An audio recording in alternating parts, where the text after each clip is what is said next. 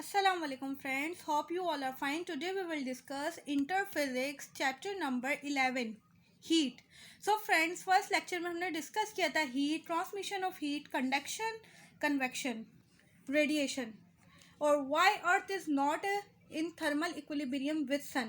So friends, हमने first lecture के अंदर डिस्कस किया था कि हीट क्या है, सॉलिड लिक्विड में क्या होती है और लिक्विड गैस में क्या होती है, अगर लिक्विड गैस और कोई मीडियम ना हो तो फिर क्या होता है।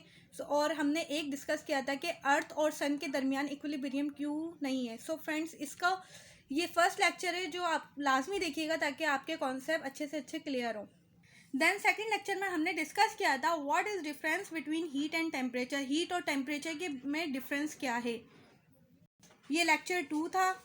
देन हमने थर्ड लेक्चर में डिस्कस किया था स्केल्स ऑफ टेम्परेचर और उसकी डिवीजन, और हमने डिस्कस किया था कि इसको कन्वर्ज हम कैसे करें, और हमने इनकी कांस्टेंट वैल्यूज़ भी डिस्कस की थी। So friends, first lecture, second lecture and third lecture देखना ना भूलिएगा। आज हम डिस्कस करेंगे fourth lecture.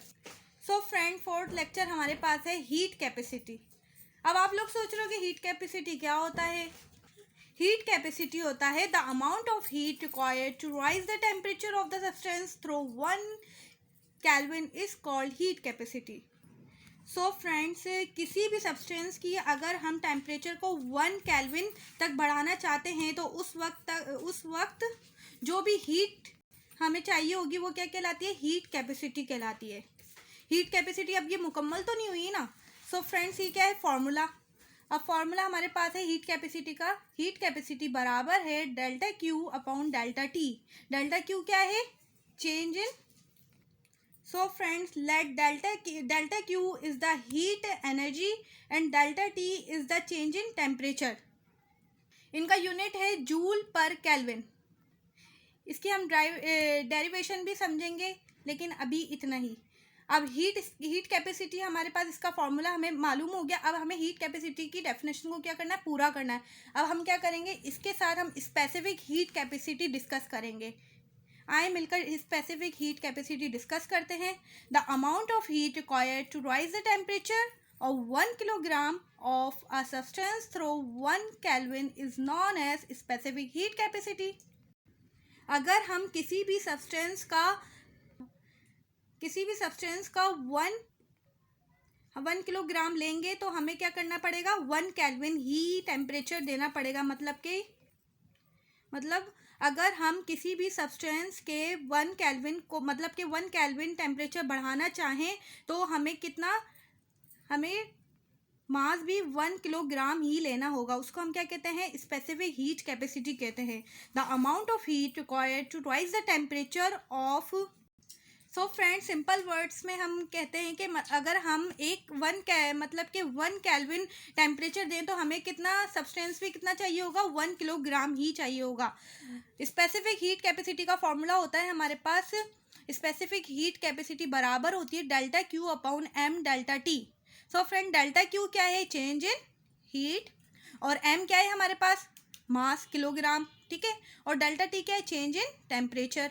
So friends, delta Q क्या है, जो हीट है, चेंज इन हीट, वो किसके बराबर है, जूल के बराबर है अपॉन केल्विन। डेल्टा की टेम्परेचर किसके बराबर होता है, इसका यूनिट क्या होता है, के, तो केल्विन। हम इसको ड्राइव करते हैं स्पेसिफिक हीट कैपेसिटी को। सो फ्रेंड्स, हीट कैपेसिटी में क्या था, डेल्टा क्यू बराबर था एम, ठीक है। डेल्टा क्यू बराबर किसका है, हीट एनर्जी बराबर है मास के, और हीट एनर्जी बराबर है चेंज इन टेम्परेचर के। हम क्या करेंगे, 1 और 2 इक्वेशन को क्या करेंगे, कंबाइन करेंगे। Combine 1 and 2। हमने क्या किया, डेल्टा क्यू जो बराबर था डेल्टा टी के, तो अब हमें पता है delta Q is equal to C M delta T हो गया, ठीक है। अब क्या करेंगे, स्पेसिफिक हीट को साइड में करेंगे, ठीक है। डेल्टा क्यू का डेल्टा क्यू ऐसे ही आ जाएगा, एम डेल्टा टी अपॉन में आ जाएगा। तो इस स्पेसिफिक हीट कैपेसिटी का फॉर्मूला हमारे पास क्या बना, स्पेसिफिक हीट कैपेसिटी बराबर है delta Q upon M delta T के। अब हमारे पास एम है, एम का यूनिट क्या होता है, किलोग्राम होता है, तो क्या हो जाएगा, जूल पर किलोग्राम केल्विन। सो फ्रेंड्स, आज तक के लिए इतना ही। हमने आज क्या सीखा है? Heat capacity and specific heat capacity, और हमने स्पेसिफिक हीट कैपेसिटी की डेरिवेशन समझी है।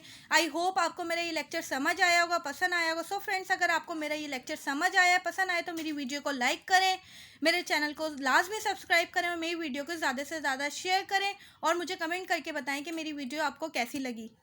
अल्लाह हाफ़िज़।